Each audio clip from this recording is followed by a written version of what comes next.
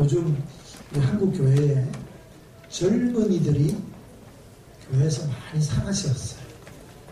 젊은이들이 교회를 많이 떠나갔어요. 옛날에 가장 좋은 인구 피라밋이었거든요. 밑으로 내려가면 내려갈수록 넓어지니까. 옛날에 좀 그랬어요. 부흥할 때는 그랬던 건데, 요즘은 어떠냐면, 전에는 항아리였다고 그랬거든요. 그러니까 청장량이 많다가 밑으로 줄었는데, 요즘 이제 2017년 와가지고 완전히 역삼각형이 됐어요. 어르신들 많고, 내려가면 내려갈수록 작아져요.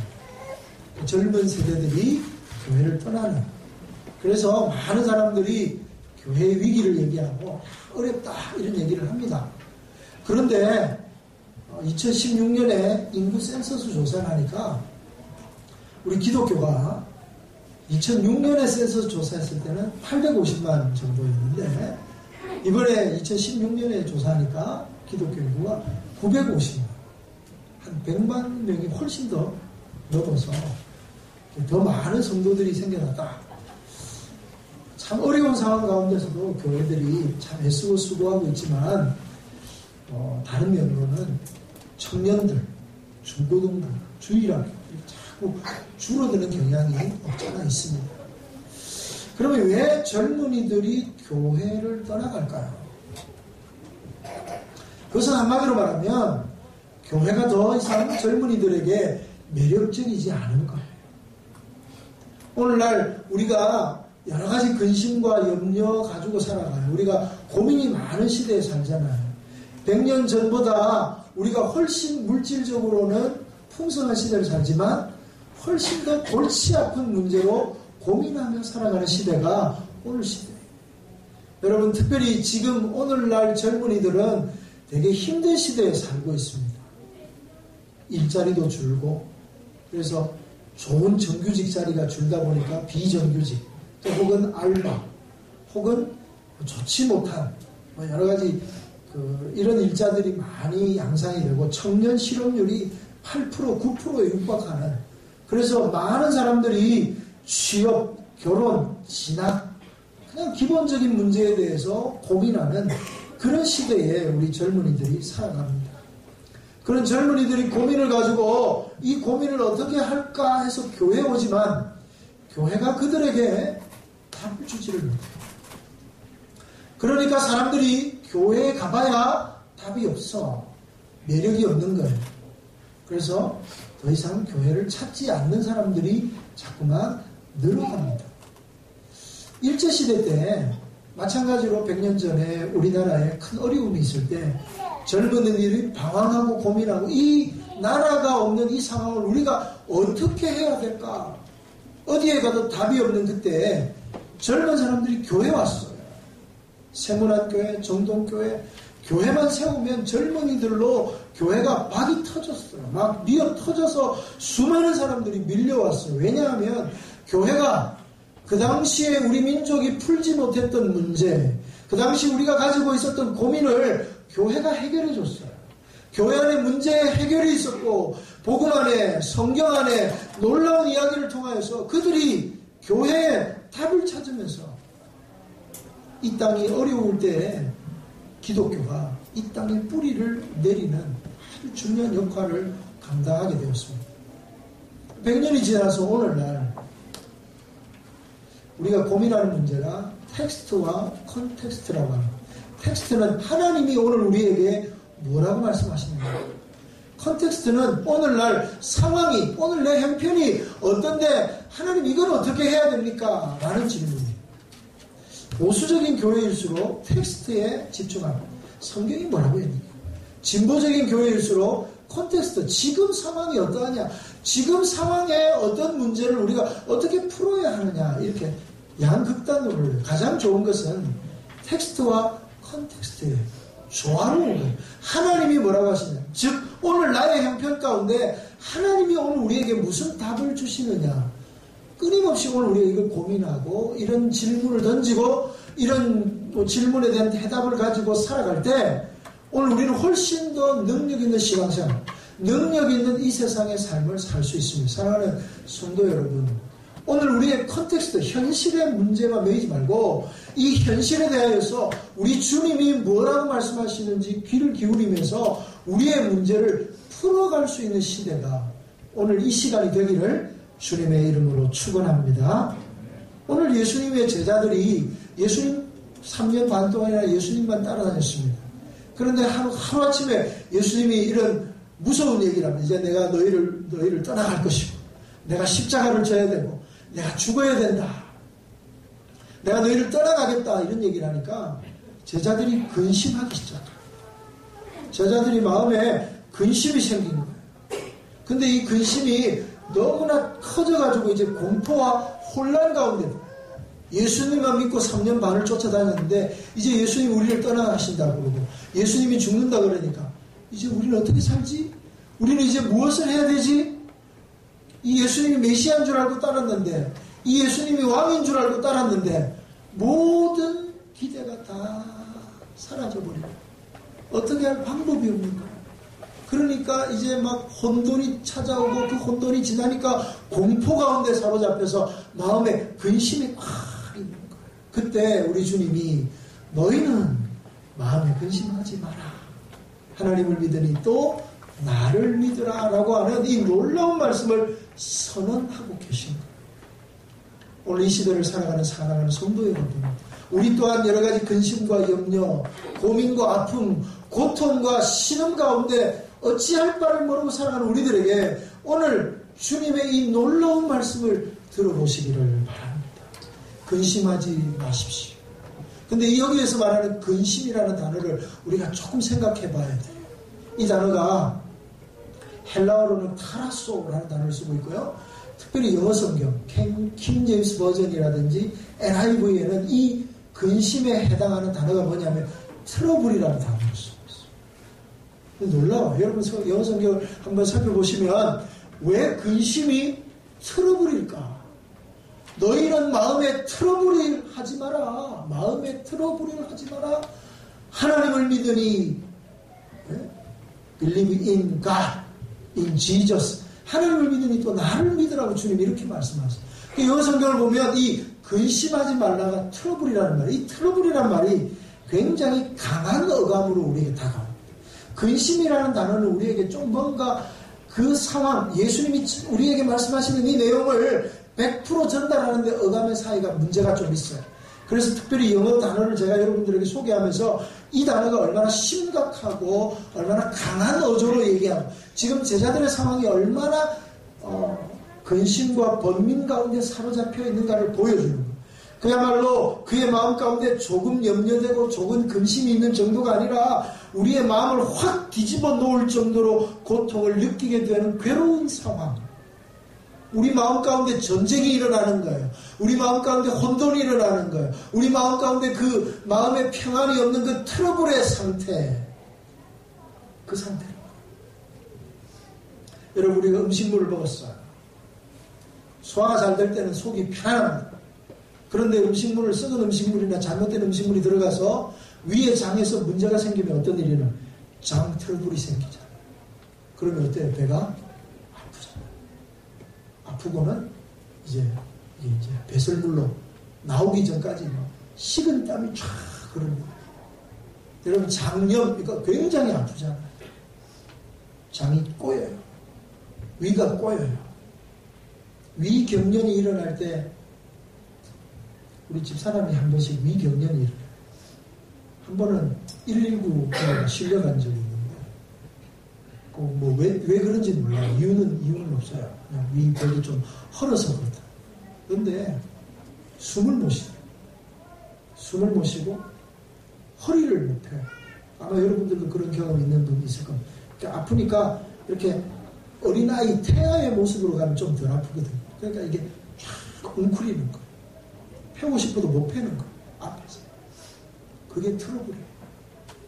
그때 쓰는 단어가 트러블이죠. 그 트러블이 있는 거예요. 근데 사실 더 큰 고통을 시달리는 분이 누구냐면 예수님이에요. 예수님이 이 말씀하시고 그날 밤에 겟세마네에 올라가서 주님 기도하시거든요. 그럼 기도하실 때 어떻게 기도하십니까? 마태복음 26장 38절에 보면 기도하실 때 이렇게 기도하세요. 내 마음이 심히 고민하여 죽게 되었으니 할 수만 있거든 이 잔을 내게서 비껴가게 하시고 그러나 나의 원대로 하지 마옵시고 아버지의 원대로 하옵소서 이렇게 얘기합니다. 그래서 우리가 이 부분 너무나 잘 알죠. 근데 이 이야기를 시작하면서 맨 서두에 뭐라고 해? 내 마음이 심히 고민하여 죽게 되었으니 우리가 이 말씀을 읽을 때마다 우리의 가슴이 점이 올 때가 얼마나 많은지. 지금 우리가 사순절 기간이잖아요. 이제 좀 있으면 고난주간 되어지면 이 겟세마네에서의 주님의 이 기도가 다시 한번 우리 묵상하게 되는데 그때 주님이 얼마나 고민이 되면 심히 고민하여 죽게 된다. 누가? 예수님. 지금 그런 마음이 예수님에게 있는데 제자들은 어떨까요? 제자들은 그 고통, 어떻게 보면 그 십자가를 져야 될 예수님과는 다른 의미의 고통을 가지고 있지만 더 큰 근심과 고통을 가지고 계신 우리 주님이 그들에게 위로하고 있다. 그게 오늘 본문의 말씀입니다. 자, 이 본문의 말씀을 여러분 들어보시길 바랍니다. 근심하지 마라. 왜? 2절과 3절에서 설명하죠. 내 아버지 집에 거할 곳이 많도다. 그렇지 않으면 너에게 일러 쓰리라. 내가 너희를 위하여 거처를 예비하러 가노니 내가 너희를 위하여 거처를 예비하면 내가 다시 와서 너희를 내게로 영접하여 나 있는 곳에 너희도 있게 하리라. 이렇게 말씀하세요. 그럼 여기서 우리가 좀 정리하고 넘어가야 될 게 있는데 거처를 예비하러 간다. 이게 무슨 뜻일까요? 천국을 준비해야 된다. 이게 무슨 뜻일까요? 예수님이 천국에 짐을 정리하러 가야 되나요? 예수님이 지금 우리 제자들이나 믿는 사람들이 들어가야 할 천국이 자리가 좁아서 이렇게 건축해야 되나? 그런 의미가 아니잖아요. 이게 무슨 의미냐 하면 지금까지는 구원의 문이 닫혀 있어요. 그래서 그 구원의 문을 활짝 열기 위해서 거처를 예비하는 거예요. 그 길은 십자가의 길이죠. 그 길은 우리가 죽어야 할 그 죽음을 대신 지시고 대속의 죽음을 지시고는 십자가에 죽으시고 예수님이 인류의 죄를 짊어지고 십자가에서 대속하시지 않으면 아무도 천국에 갈 수가 없는 거예요. 구약의 백성들도 오실 예수 그리스도를 믿음으로 구원받는 아브라함이 믿음으로 오실 그리스도를 믿음으로 구원받는 거지.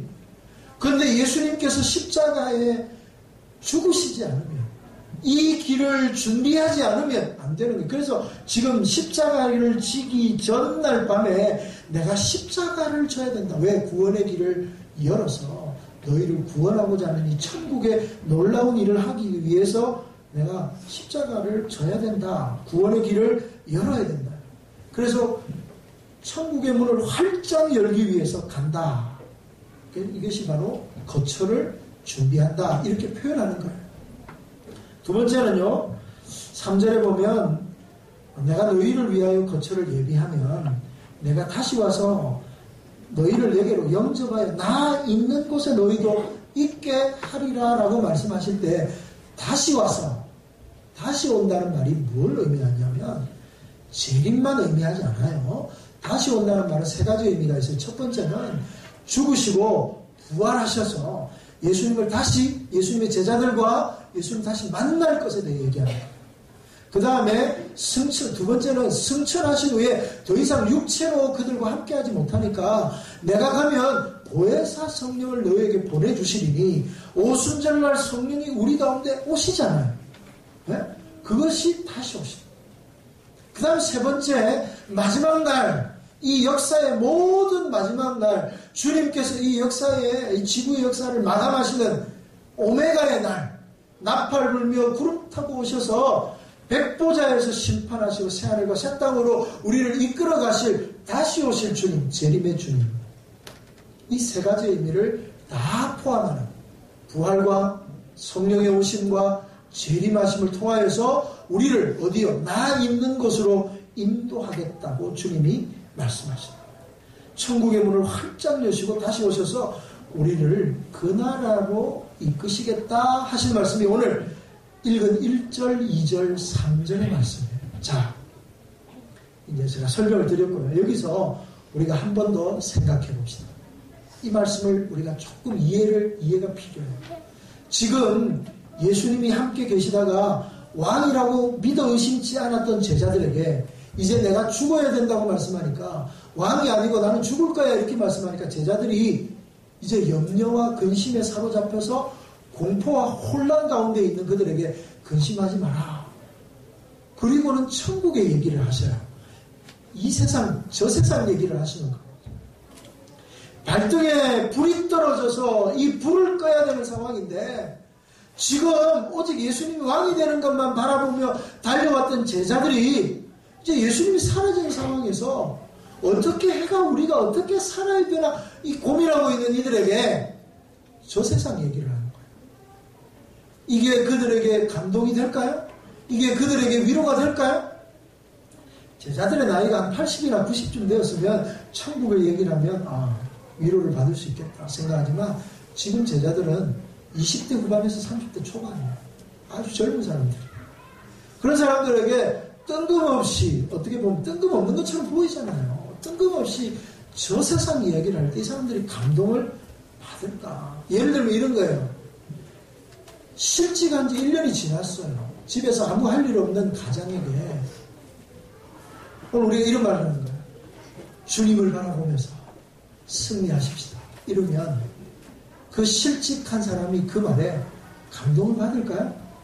위로를 받을까요? 그 뜻이죠. 우리는 생각할 때 실직해 있는 사람에게는 직장을 주고, 건강이 무너져서 힘들고 있는 사람들에게는 건강을 주고, 질병 가운데 고통받는 사람에게는 거기에서 치유함을 얻고, 경제 문제로 아파하는 사람에게는 부자가 되는, 이게 복음이지. 이게 현실적인 문제는 현실적으로 풀어야지 라고 생각한 기본적인 생각을 가지고 있어요. 그런데 우리 주님은 그런 근심과 걱정, 현실적인 문제 앞에 우리가 이제 어떻게 살아가야지 하고 있는 제자들에게 그런 현실적인 문제에 답을 주시지 아니하시고, 저 세상, 저 영원한 하나님의 나라에 관한 이야기를 들려주고 계시다는 거예요. 왜 그럴까요? 도무지 그들에게 아무런 위로도 되지 않을 것 같은 이 얘기를 왜 그들에게 들려주고 있을까요? 그야말로 생뚱맞게 왜 천국에 관한 이야기를 그들에게 들려주고 있을까요? 두 가지 이유가 있다고 생각해요. 첫 번째는 이 세상에서 들을 수 있는 이야기 중에 가장 놀라운 이야기는 천국에 관한 이야기. 이게 무슨 얘기인가요? 여러분, 우리가 이 세상에서 가장 놀랍고 가장 신기하고 가장 우리의 가슴을 울리는 이야기가 뭐예요? 그게 복음이에요. 복음. 사람들이 복음은 굿뉴스잖아요. 기쁜 소식. 이 복음이 뭐냐? 복음이 뭐예요? 복음이 우리가 부자 되게 하는 게 복음입니까? 우리가 질병에서 치유케 되는 게 복음입니까? 우리가 이 현실적인 문제에서 해방되는 게 복음인가요? 사도 바울이 그렇게 목숨을 아끼지 아니하고 그들에게 전하고 싶어 했던 복음이 뭐예요? 바로 예수 그리스도로 말미암아 구원 얻는, 누구든지 주의 이름을 부르는 자는 구원을 얻는, 주 예수를 믿으라 그리하면 너와 내 집이 구원을 얻으리라. 이 말씀을 들려주잖아요. 내가 죽을 것 같다고 하는 그 간수장에게, 예? 어떻게 보면 현실적인 문제에 대한 답이 아니라 주 예수를 믿으라, 이 말이 그들에게 복음이 되는 거예요. 사랑하는 성도 여러분, 오늘 예수님이 들려주시는 이 말씀은 오늘 예수님의 사역을 한마디로 요약하는 거예요.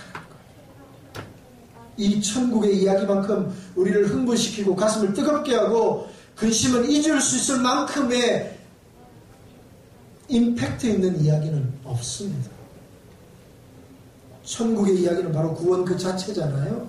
구원을 받아야 된다. 내가 구원을 원합니다. 이게 바로 천국에 가고자 하는 마음이 다 담겨 있는 것 아니겠어요? 천국은 우리가 신음하는 모든 문제의 해답이에요. 우리가 손해보고, 우리가 원통하고, 우리가 근심하고, 우리가 걱정하는 모든 문제에 대한 충분한 보상이 천국에 다 있잖아요. 그래서 우리가 바라고 꿈꾸는 모든 행복의 최고급의 행복이 바로 천국입니다. 이스라엘 백성들이 바벨론의 포로로 잡혀갔다 70년 동안 고통받다가 70년 뒤에 이제 고레스의 칙령에 의해서 자기네의 고향 예루살렘으로 돌아오게 됩니다. 그 예루살렘으로 돌아올 때 그 마음의 기쁨을 노래한 시가 시편 126편이에요. 그 126편에서 시인의 저자들이 시편의 저자들이 이렇게 고백합니다. 우리가 꿈꾸는 것처럼 꿈꾸는 자가 이렇게 얘기해요. 뭐예요? 고향을 돌아가는 것이 아직 돌아가지 않았지만 거기에서 출발하면서 고향 땅, 우리가 있어야 할 그곳, 우리의 영원한 처소인 그곳을 바라보는 꿈을 꾸는 정도로 가는 거예요.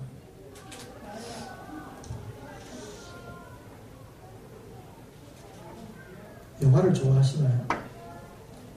영화를 좋아하시는 분도 있고 안 좋아하시는 분들이 있는데 헐리우드 영화를 보면 이런 내용들이 주로 많이 나와요. 매트릭스라든지 또 혹은 레지던트 이블 이런 뭐 아주 SF 판타지 영화죠.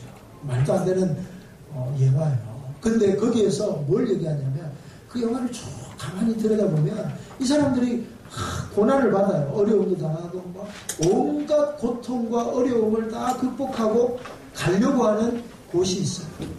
매트릭스에서 시온이라고 하는 다. 그 다음에 이 레지던트 이블 같은 곳에서는 그들이 꿈꾸는 이상향, 한마디로 말하면 천국을 얘기하는 거예요. 그 천국을 바라보면서 여기에서 어떤 고난이 있고 어떤 고통이 있고 원수들이 아무리 자기를 막 힘들게 해도 그것을 다 이겨내고 거기만 들어가면 모든 것이 다 보상. 근데 그게 천국이 아니라 자꾸 이 세상의 것으로 대치를 하니까 문제지만 그 내용은 전부 다 어떻게 보면 성경적인 가치관에서 나오고 있는 거예요. 한마디로 말하면 사람은 어떻게 하면 행복해질 수 있는가? 사람은 어떻게 하면 온전해질 수 있는가? 현실적인 문제에서의 해답이 아니라 진정한 근본적인 문제에서의 해답. 영원히 자유를 누리고 영원히 영혼을 소유하고 저 영원한 하나님의 나라 천국을 소유할 때 이 모든 문제를 해결할 수 있다고 이야기하는 것입니다. 환희 크로스비라고 하는 찬송가 작가가 있어요.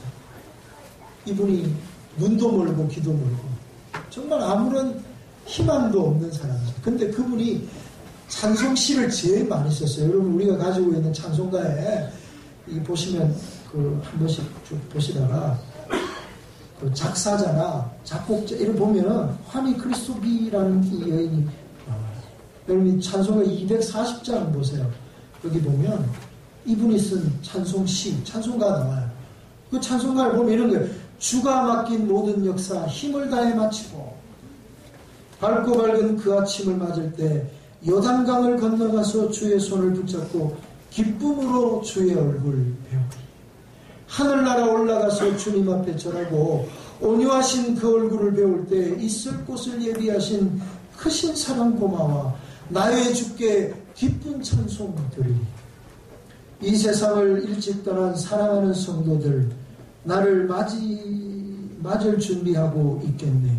저희들과 한 소리로 찬송 부르기 전에 먼저 사랑하는 주를 배우리. 영화로운 시온성에 들어가서 다닐 때 흰옷 입고 황금길을 다니며 건금은고 맞추어서 새 노래를 부를 때 세상 고생 모두 잊어버리리. 나의 주를 내가 그의 곁에 서서 나의 주를 손에 못자국을 보아 이 찬송을 이렇게 부르는 거예요. 그야말로 모든 근심과 염려가 고통 가운데 살아가지만 저 영원한 하나님의 나라가 우리 안에 있으면 그거 이겨낼 수 있다. 여러분 이 얘기는 주님이 우리에게 들려주실 때 이 얘기를 들음으로 제자들의 마음이 뜨거워져야 정상인데 문제는 이 복음의 얘기를 듣고서도 마음이 뜨거워지지 않는 게 문제예요.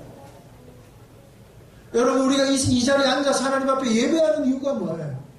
오늘 우리가 하나님 앞에 하나님을 예배하고 하나님을 신앙하고 하나님과 더불어 동행하는 이유가 뭐예요? 바로 하나님으로부터 이 구원을 받고 이 구원받은 것에 대해 감사하는 거예요. 이 놀라운 복음의 이야기가 오늘 우리가 여기 있게 만드는 원동력인 거죠. 이유인 것이죠.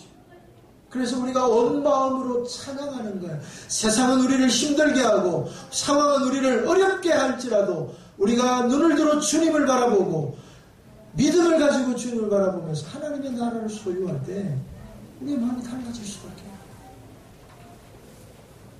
천국의 소망 앞에 근심은 힘을 잃는 거예요.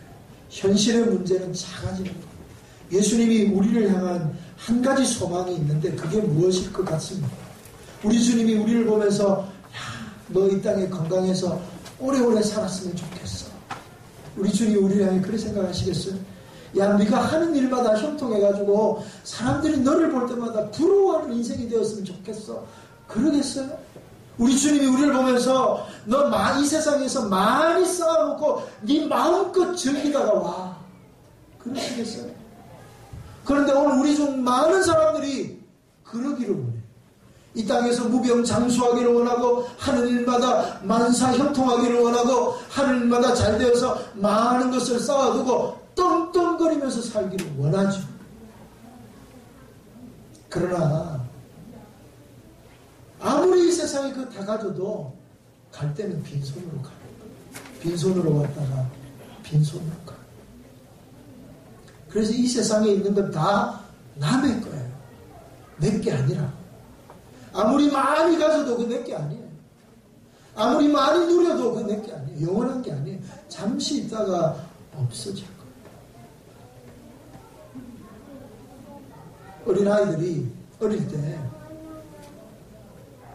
부자 친구 집에 가가지고 보니까 휘황찬란한 거 그게 너무 좋은 거예요. 저녁이 돼서 엄마가 오라는데 안 와요. 여기 살 거야. 여기 살 수 있나요? 엄마가 속으로 얘기합니다. 이 바보야. 남의 집이 좋으면 얼마나 좋고 남의 집에서 행복하면 얼마나 행복하겠어. 나중에 어른들은 깨닫는 거죠. 남의 집에 주님은 우리를 위해서 십자가 지시기 전에 우리를 위해서 엄청난 기도를 하세요. 그게 요한복음 17장이에요. 우리를 위해 중보하시는 것. 그걸 예수님의 제사장, 대제사장적 기도라고 해요. 요한복음 17장이 한 장 전체가 예수님 우리를 위해 기도하시는 장면인데요. 거기에 특별히 24절에 우리를 위해서 이렇게 기도하세요. 아버지여, 내게 주신 자도 나 있는 곳에 나와 함께 있어. 아버지께서 창세 전부터 나를 사랑하시노니 내게 주신 나의 영광을 저희로 보게 하시기를 원하옵나이다. 우리 주님이 우리에게 원하시는 거 뭐냐 하면 이제 그들도 나와 함께 계셔. 나와 함께 사는 것. 예수님이 우리를 향해 품으시는 소원은 우리가 무병장수한 것도 우리가 이 땅에서 형통한 것도 우리가 이 세상에서 많은 것을 누리는 것도 아니고 예수님의 유일한 소원은 우리와 함께 저 영원한 하나님의 나라에서 영원토록 그 영광 가운데 찬송하며 사는 것인 줄로 믿습니다. 그것이 주님이 우리에게 원하시는 유일한 소원이에요. 주님이 우리를 통하여 이루어 가시고 싶어 하시는 소원이 그거라고요. 근데 우리는 여전히 다른 것에 마음을 두고 사니 천국의 이야기를 해도 이 놀라운 아름다운 이야기를 들려줘도 마음에 감동이 일어나지 않는다. 그래, 그게 더 문제라는 거예요. 이 위대한 복음의 이야기를 들을 때 사도 바울은 삶 전체를 주님 앞에 드렸습니다. 사나 죽으나 내가 주를 위해 살겠습니다. 이 복음 앞에 굶주린 사자 앞에서도 그를 죽이려고 하는 수많은 킬러들 앞에서도 그를 모함하고 그를 죽이려고 하는 유대인 앞에서도 당당하게 이 복음을 전하였습니다. 베스도 총독 앞에서 네가 드디어 미쳤도다 라고 하는 조롱을 들으면서도 이 복음, 이 영원한 하나님의 나라의 이야기를 그는 전하고 싶어 했어요. 왜냐하면 이 세상에 그 무엇과도 바꿀 수 없는 것이 이것이에요. 근데 오늘날 많은 사람들이 이 좋은 것, 이 신령한 것, 이 영원한 것, 그 무엇과도 바꿀 수 없는 예수 그리스도 안에 있는 이 생명을 세상의 저 허접한 것들과 주님, 복음 말고 나도 이 땅에서 한번 떵떵거리게 해주세요. 나도 뭔가 하는 일들마다 잘 되게 해주세요. 안 아프고 무병장수했으면 좋겠어요. 물론 우리가 연약해서 그런 것들도 필요하지만 정말 우리에게 있어야 할 것은 복음인 줄로 믿습니다. 그래서 그 근심과 걱정하는 어찌할 바를 모르는 제자들에게 예수님 이 복음의 얘기를 들려주고 있는 사랑하는 성도 여러분, 이 하나님의 사랑의 이야기, 우리를 구원하시고 영원한 하나님의 나라를 우리에게 유업으로 주시고자 하시는 이 예수님의 이야기를 가슴으로 듣고 벅찬 감동 가운데 찬송하며 감사하며 주 앞에 나오는 저와 여러분이 되기를 주님의 이름으로 축원합니다. 아멘. 두 번째 이유는요, 이 얘기를 하시는 분이 구원에 관한 이야기는 이분만이 하실 수 있는 거예요. 내가 곧 길이요 진리요 생명이니 나로 말미암지 않고는 아버지께로 올 자가 없는, 천국 문을 열면 닫을 자가 없고 천국 문을 열 수 있는 분이 예수님밖에 없고 예수님만이 우리에게 구원을 주시는 거예요. 그러니까 세상이 우리를 향해 오해합니다. 기독교는 너무나 독선적이야. 저만 믿으라 그래. 예수만 믿으라 그래. 세상에 진리가 얼마나 많고 세상에 좋은 게 얼마나 많은데 아무거나 믿으면 다 구원받는 거지. 여러분 정말 그렇게 생각하세요? 구원을 주실 수 있는 권위, 구원을 주실 수 있는 능력, 구원을 주실 수 있는 분은 오직 예수님밖에 없어요. 제자들이, 유대인들이 예수님을 죽이려고 했던 가장 핵심적인 얘기가 뭐예요? 자기가 하나님의 아들이라 그러거든요. 자기가 하나님이라 그러니까, 사람이 하나님이라 그러니까 유대인으로서는 견딜 수가 없는 거예요. 그 중에 제일 큰 게 뭐냐면 오늘 이 말씀이에요. 요한복음 14. 내가 곧 길이요. 영어 성경에 뭐라 되어 있습니까? I am the Lord. I am the truth. I am the light. 이렇게 되어 있어요. 간단해요. 근데 여러분 이 I am 이라는 단어는요, 구약 성경에 유대인들 중에서 아무도, 사람은 그 얘기를 할 수 없어요. 모세가 하나님 앞에 물어요. 나를 보내신 이가 누구라고 할까요? 라고 물으니까 하나님이 모세에게 이렇게 대답하죠. 스스로, 나는 스스로 있는 자니, 우리말로 이렇게 번역이 되지만 영어 성경에 보면 뭐라 되어 있어요? I am who I am. I am that I am. 이렇게 되어 있어요. 이걸 우리가 애고용법이라고 다 사용합니다. 그래서 한마디로 말하면 하나님만이 쓸 수 있는 단어, 하나님만이 쓸 수 있는 문장이 바로 나는 무엇이다. 이렇게. 예수님이 나는 세상의 빛이다. 나는 길이다. 이렇게 얘기하니까 한마디로 말하면 나는 하나님이야 라고 말하는 거야. 그러니까 유대인들이 견딜 수 없는 거야. 그래서 예수님 죽이는 거예요. 마찬가지죠. 오늘날 예수님만이 구원자, 예수님만 믿어야 구원받는다, 이런 얘기를 세상 사람들이 싫어해요. 진리는 많은데 왜 예수님이어야 되냐. 불교, 뭐 기타 등등 이 세상에 있는 모든 종교가 다 한결같이 얘기합니다. 예수만 구원이라고 하지만 모든 종교에 다 구원이 있으니까 잘 믿어요. 왜 그럴까요? 왜 기독교는 예수만이 구원이라 그러고 다른 종교는 뭐 니만 잘났다 그래. 다 그러니까 훨씬 불교가, 다른 종교가 더 포용력이 있어 보이나요? 아니요. 한마디로 말하면 그들은 구원을 줄 능력도 없고 구원이 뭔지도 모르고 천국이 뭔지도 모르기 때문에 잘 모르는 거예요. 잘 모르니까 아마 그럴 수도 있지 않겠냐 이렇게. 생명이에요. 아마 다른 종교를 믿고 다른 진리를 믿어도 구원받을 수 있을 거야. 아마 여러분 거기에 여러분의 영혼을 거실래요? 아니면 내가 곧 길이요 진리요 생명이니 나로 말미암지 않고는 안 돼라고 단호하게 분명하게 선언하고 있는 분의 말을 들을 거예요? 전신 마취를 하고 수술을 해야 돼. 의사 선생님, 이 수술하면 낫습니까? 의사가 이렇게 대답합니다. 나을 수도 있고 안 나을 수도 있고 잘 되면 살고 어쩌면 죽을 수도 있어요. 그러면 여러분 목숨 걸고 전신 마취하고 칼을 내 몸에 대라고 들이밀 수 있겠어요? 근데 이 세상에 있는 의사는 이거 하면 무조건 낫습니다. 이렇게 말 못해요. 1%라도 나올 수 있다. 그러면 거기에라도 목숨 거는 게 사람. 그렇잖아요. 그런데 우리 주님 뭐라 그래요? 1%라도 아니고 명확하고도 너무나도 단호하게 너무나도 권위 있게 내가 곧 길이요 내가 곧 진리요 내가 곧 생명이니 나로 말미암지 않고는 구원을 얻을 자가 없느니라. 할렐루야. 오직 예수 믿고 구원받는 저와 여러분 되길 바랍니다.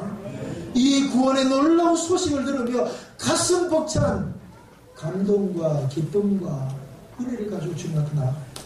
사랑하는 성도 여러분 말씀 되시길 바랍니다. 근심하고 있는 제자들에게 하나님이 예수님이 하나님을 믿으니 또 나를 믿으라고 말씀합니다. 천국에 대한 이야기를 들려주시면서 이것이 복음의 이야기고 예수님만이 할 수 있는 권위를 가지고 이 얘기를 들려줍니다. 그래서 우리가 이 얘기를 들으면 우리의 마음은 이제 아버지 집으로 저 영원한 근심도 없고 눈물도 없고 아픔도 없는 그 영원한 곳을 향해 달려가는 거예요. 이 천국의 영광 앞에 근심은 작아지고 이 세상의 모든 문제는 힘을 잃고 저 영원한 하나님의 나라를 바라보며 눈을 들어 주를 볼 때 새 힘을 잊게 될 줄로 믿습니다. 사랑하는 성도 여러분, 여러분은 어느 쪽인가요? 천국을 생각하면 울다가도 웃을 만큼 잠 못 이루며 근심하다가도 벌떡 일어나 춤을 출 만큼 가슴이 뜨거워지는가? 그렇다면 여러분은 믿음의 사람일 것입니다.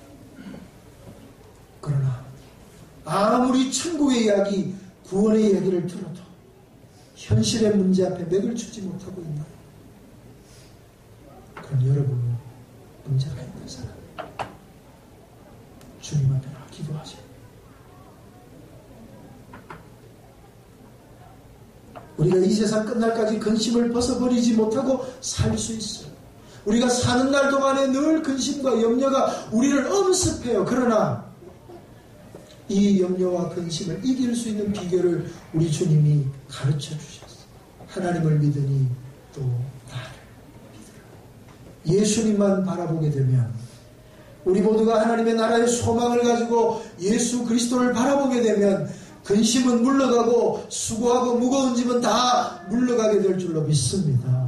그 은혜 가운데 사로잡혀서 근심도 이기고 염려도 이기고 수고한 무거운 짐 다 주님 앞에 맡기고 오늘도 주님과 더불어 독수리가 날개칠 같은 놀라운 은혜 가운데 사로잡히는 우리 성도들이 되시기를 주님의 이름으로 축복합니다.